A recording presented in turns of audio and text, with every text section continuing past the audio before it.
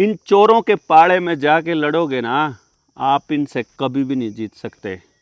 विधानसभा और लोकसभा में 60% से ज़्यादा क्रिमिनल बैठे हुए हैं जिनके ऊपर मुकदमे चल रहे हैं। ऐसे क्रिमिनल कभी भी ऐसी योजना नहीं बना सकते जो गांव की समृद्धि की दिशा में लोगों को आगे बढ़ाती हो। ये बात आप लोगों को समझ में आ जानी चाहिए।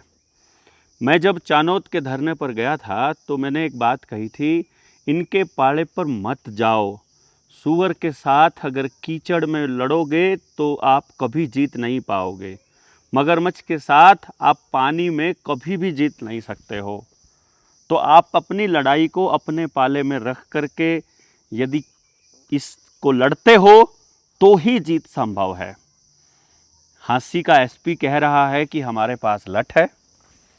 गांव के अंदर गांव में घुसकर महिलाओं के ऊपर लाठीचार्ज कर दिया जाता है। गांव में टी उखाड़ कर ले जाई जाती है, यानी कि पूरे गांव के सामने पुलिस फोर्स ला करके टी उखाड़ के ले जाते हैं। आंसू गैस के गोले छोड़े जाते हैं। आप ही बताइए, जब आप अपने गांव में ही सुरक्षित नहीं हैं तो कहाँ सुरक्षित होंगे। एक एग्जाम्पल सेट हो रहा है चानोद के बहाने कि गांव के लोग इस सिस्टम से नहीं लड़ पाएंगे। चानोद गांव बीजेपी को समर्थन करने वाला गांव है। जो विनोद ब्याणा है वो ब्याणे वाले के जो आधार में 3 गांव हैं उनमें एक गांव चानोद है जिसके भरोसे पर वो राजनीति करता आ रहा है। तीसरी बार का विधायक है इस वक्त। अब आप ही बताइए, आप इनसे कैसे लड़ोगे। केवल एक रास्ता है, क्योंकि पुलिस, कोर्ट, सरकार, इनकी ताकत कहाँ है।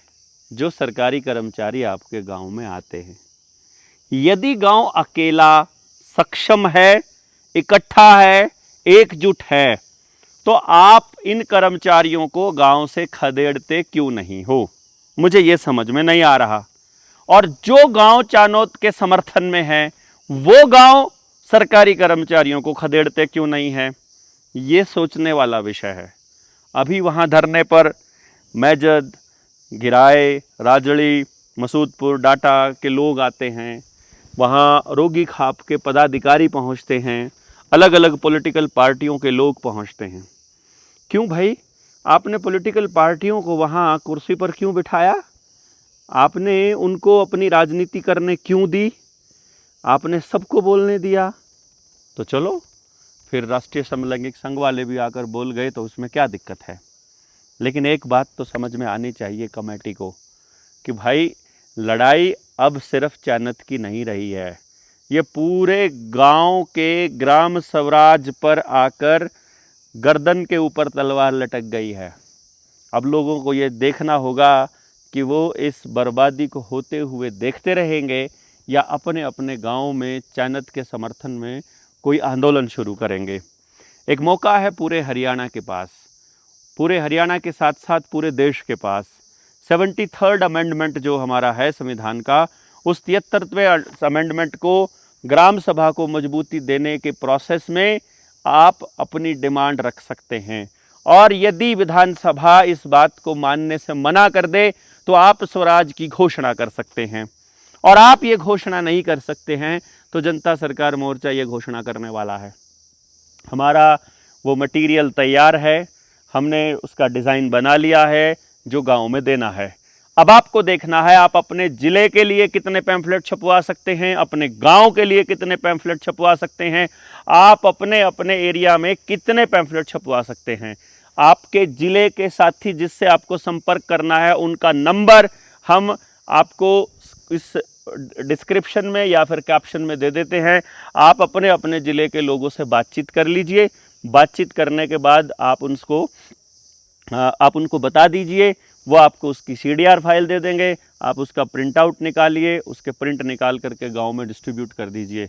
डिस्ट्रीब्यूशन के बाद वो लोग जब संपर्क करेंगे ताकि एक ही जगह पर सबका रजिस्ट्रेशन हो जाए, एक ही जगह पर सारे लोग आ जाएं, उसके बाद देखिएगा आप इस देश के अंदर किस तरह से एक क्रांति आती है। लोग समझना शुरू करते हैं, लोग अपने अपने अधिकारों के लिए बोलना शुरू करते हैं। आपको अपनी व्यवस्था बनानी ही पड़ेगी। ये मास्टर जी नहीं बनाएंगे भाई, ये विधायक नहीं बनाएंगे, ये डीसी, कलेक्टर, एसपी आपने देख लिए हैं ना, ये एसडीएम, पटवारी, कानागो, तहसीलदार, ये सब के सब आपकी ज़मीनों को हथियाने पर लगे हुए हैं। इनका टारगेट आपकी ज़मीनें हथियाना है। उसके लिए आपको गांव से पलायन करवाना है, और गांव से पलायन करवाने के लिए वहाँ 2-4 चीज़ें खराब कर दो। वहाँ का पानी खराब कर दो, वहाँ की कानून व्यवस्था खराब कर दो, वहाँ नशे की सप्लाई कर दो, भाईचारे को तोड़ दो, राजनीति की एंट्री कर दो, जीना मुश्किल कर दो, बीज की उपलब्धता कम कर दो, गंदगी ही गंदगी कर दो। आप अपने आप उस गांव से पलायन कर जाएंगे। ये योजना का हिस्सा है। आप इस पूरी दुनिया के अंदर देख लीजिए क्या हो रहा है। लोग यहाँ से, भारत से पलायन करके कहाँ जा रहे हैं? America, Canada, Australia. ये कौन सी जगह हैं जहाँ अपनी जगह नहीं है, जहाँ अपने जंगल नहीं है, जहाँ अपनी कृषि योग्य भूमि नहीं है। और अगर कृषि योग्य भूमि है तो बड़े बड़े उद्योगपतियों के पास है। जैसे बिल गेट्स अकेले के पास 3.25 लाख एकड़ ज़मीन तो आज से 5 साल पहले हुआ करती थी। इस चीज़ को समझना है आपको कि ये बड़े बड़े उद्योगपति जैसे अडानी है, बिहार में जाके 10-10 हज़ार एकड़ ज़मीन क्यों खरीद रहा है? भारत में अलग अलग जगह पर अलग अलग उद्योगपति बड़े बड़े चंक क्यों खरीद रहा है? क्योंकि आपके गांव की ज़मीन को बंजर करना इनकी प्राथमिकता है, और इनकी ज़मीन पर उगे हुए भोजन को खाना आपकी मजबूरी हो जाएगी। अभी एफसीआई के गोदामों का जो ठेका है वो सारा का सारा अडानी को दे दिया गया है। 12-13 कंपनियों को मिला है, वो सारी की सारी कंपनियां उसकी हैं। पहले ये ओपन ठेका हुआ करता था। कोयला सारा उसको दिया जा चुका है, एयरपोर्ट सारे उसको दिए जा चुके हैं, ट्रांसपोर्ट उसको दिया जाना है, जो समुद्री बंदरगाह है वो उसको दिए जा चुके हैं, कोयले की खदान उसको दी जा चुकी है, हीरे की खदान उसको दी जा चुकी है, सोने की खदान उसको दी जा चुकी है, लिथियम की खदान उसको दी जा चुकी है, जो सेब का कारोबार है वो उसे दिया जा चुका है, फलों का, सब्जियों का, वेयर हाउसेज का कारोबार है वो उसको दिया जा चुका है, पानी की ठेकेदारी भी उद्योगपतियों को दी जा रही है, ज़मीनों की, रियल एस्टेट की ठेकेदारी भी उनको दी जा रही है। तो आपके पास क्या बचने वाला है जब रेलवे भी चला जाएगा, जब हेल, सेल, रेल, भेल सब चला जाएगा? आर्मी तक के अंदर अग्निवीर अब उनके पास जा रहे हैं। ठेके पर भर्तियां हो रही हैं, मास्टर ठेके के, डॉक्टर ठेके के, सेनापति ठेके के, आपके सिपाही ठेके का, आपकी पुलिस ठेके की। तो आपके देश का क्या बचा है भाई? आपके ट्रेजरी में कितना पैसा जमा होता है? भारत के लोगों को उससे क्या मिल रहा है? ऊपर से एसआईआर का ड्रामा चल रहा है। बहुत से लोगों ने कहा कि एसआईआर के ऊपर वीडियो बनाइए, तो मैं आपको बता रहा हूँ, एसआईआर करने के लिए मास्टर जी आपके पास आएंगे। यदि मास्टर कहता है कि मैं तो वहाँ चौपाल में बैठा हूँ वहीं आ जाओ, वो कहता है कि मैं वहाँ स्कूल में बैठा हूँ वहीं आ जाओ, तो उस आदमी को जाकर समझाना है कि तुम्हारा काम है घर घर जाकर वोटों को कन्फर्म करना। पहले तो उस मास्टर को हड़काओ आप कि निकलो यहाँ से, खड़े हो जाओ, खड़े होकर के अपने गांव में जाकर के घूमो, तुम्हारा काम है ये, तुमको पैसा इसी चीज़ का मिलता है। और उसके बाद अभी तो जून की छुट्टियां हैं तो ये नहीं बोल सकते कि जाके स्कूल में टीचर बच्चों को पढ़ाओ, अभी तो पैसे के लालच में वो कहीं भी जाएगा, उसका यही हाल है। उसके बाद वो डॉक्यूमेंट मांग रहा है पुराने, आप डॉक्यूमेंट आप वो ढूंढेगा, ये काम आपका नहीं है। आप इतने 20 साल पुराना डॉक्यूमेंट आप कहाँ से लेकर के आओगे? यदि आपकी उम्र हो गई है तो वो मांग रहा है डेट ऑफ बर्थ का सर्टिफिकेट, तो पहले एसआईआर वालों का डेट ऑफ बर्थ का सर्टिफिकेट मांगेंगे ना। और वोट यदि वो काटते हैं तो गांव के गांव बहिष्कार करेंगे फिर इनका वोटिंग प्रणाली का। और जो हमारा चुने हुए कैंडिडेट नहीं है उनसे हमको लेना देना क्या है भाई? ये बात आपको बिल्कुल क्रिस्टल क्लियर हो जानी चाहिए कि वो लोग आपके ऊपर राज नहीं कर सकते। जिनको मैनेजमेंट के लिए बिठाया गया था वो आपके मैनेजर्स हैं। पर ठीक है, लोगों को अभी नहीं समझ में आ रहा है, जब आएगा तब एकदम आएगा। भरत तिवारी को आपने देख ही लिया, उसकी मौत के बाद लाखों लोग उमड़ के आ रहे हैं, जीते जी उसका साथ देने वाला कोई नहीं था। अभी आपके पास वो 7 दिन देने का मौका आ गया है। सोचिए, 38 दिन से धरना चल रहा है चानौत का। यदि 38 दिन गांव के 10 नौजवान मिलकर पूरे षड्यंत्र को समझाने में और पूरे गांव को अपनी व्यवस्था बनाने में लगा देते, 38 दिन यदि लगा देते, सोचो गांव का हर घर कवर हो जाता और हर घर की महिला, पुरुष, बुजुर्ग, बच्चे सबको समझाया जाता कि ये बैठे हुए नौकर हैं, वो प्रतिनिधि हमारी तनख्वाह पे राज करते हैं, और उनको राज नहीं करना था, असल में उनको मैनेजमेंट करनी थी, लेकिन वो राज कर रहे हैं क्योंकि हमें चीज़ों का पता नहीं है। लेकिन विचार को प्राथमिकता नहीं दी जा रही है, केवल एक अहम की लड़ाई बना दी गई है कि अहंकार की लड़ाई है और अब हमको जीतना ही है। जिद्दी लगा रखी है कि एक बार टी लग जाए बात खत्म हो जाए। टी कहाँ से आई, कौन लेकर आया, कैसे आई, कोई पता नहीं है। प्रशासन उसको उठा के लेके जा रहा है, प्रशासन ही FIR कर रहा है, कुछ मालूम नहीं है। लोगों का मनोबल टूटे इससे पहले गांव को जाग जाना चाहिए, आसपास के गांव को समझाना चाहिए। ये धरने जब तक विचार विमर्श का केंद्र नहीं बनते, सिस्टम को आंखें दिखाने का केंद्र नहीं बनते, तब तक हम इन धरनों से कुछ नहीं निकाल पाएंगे। आपको ये बात बिल्कुल गौर फरमानी है इस बात के ऊपर।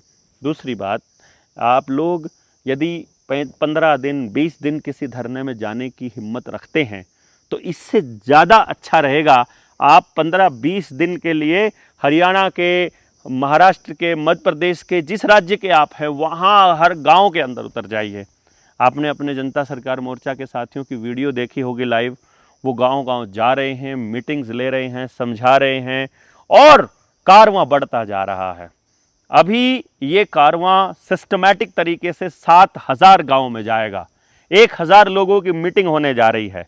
वो 1000 लोगों की मीटिंग में जिस जिसको आना है वो आपको पहुंचना है। यदि आपने ट्रेनिंग नहीं की है लेकिन आप उस मीटिंग का हिस्सा होना चाहते हैं तो आप अपने STL से संपर्क कर लीजिए। आपके ज़िले का, आपके राज्य के STL के नंबर 801 से लेकर 830 तक है, जो हमने डिस्क्रिप्शन या कैप्शन में दे दिए हैं।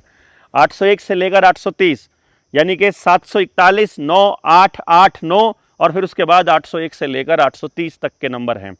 आप इन नंबरों में से किसी पर भी संपर्क करके अपने ज़िले के STL का नंबर पता कर सकते हैं, उससे बात कर सकते हैं, उससे पूछ सकते हैं कि आपको वो कौन सी ट्रेनिंग करनी है, आपको वो कौन सी वीडियोस के नोट्स बनाने हैं जिनको आधार रखकर आप अपनी टीम के मेंबर बन सकते हैं। यदि अपने गांव को बचाना है, एक्टिव आपको होना पड़ेगा। गांव आपका है, बच्चे आपके हैं, इसलिए आप ही को इसके लिए आगे आना होगा। तो आप कैसे आगे आएँ, ये प्रयास सामूहिक कैसे हो, संगठित कैसे हो, एक दिशा में कैसे हो, इसके लिए ही हम जनता सरकार मोर्चा की ट्रेनिंग्स कर रहे हैं। और इस दिशा में बहुत जल्दी टीम 1000 की मीटिंग बुलाने जा रहे हैं, जिसके बाद हम हरियाणा के हर गांव में निकलेंगे और 7000 गाँव से टीम बना करके हम लोग बाहर आएंगे। तो मिलते हैं जल्दी ही ऐसी इस ट्रेनिंग में। अगली मीटिंग के लिए आप निडर इंडिया यूट्यूब चैनल है, देवेंद्र बल्हारा फेसबुक पेज है, इंस्टाग्राम पे देवेंद्र बल्हारा ऑफिशियल करके यूज़र ID है, यूज़र ने वो, और ट्विटर पे @DRDEV7। तो आप इनमें से किसी पर भी फॉलो कर दें ताकि आपको इसकी जानकारी मिलती रहे। बहुत बहुत धन्यवाद। जय हिंद, जय भारत, जय जोहार।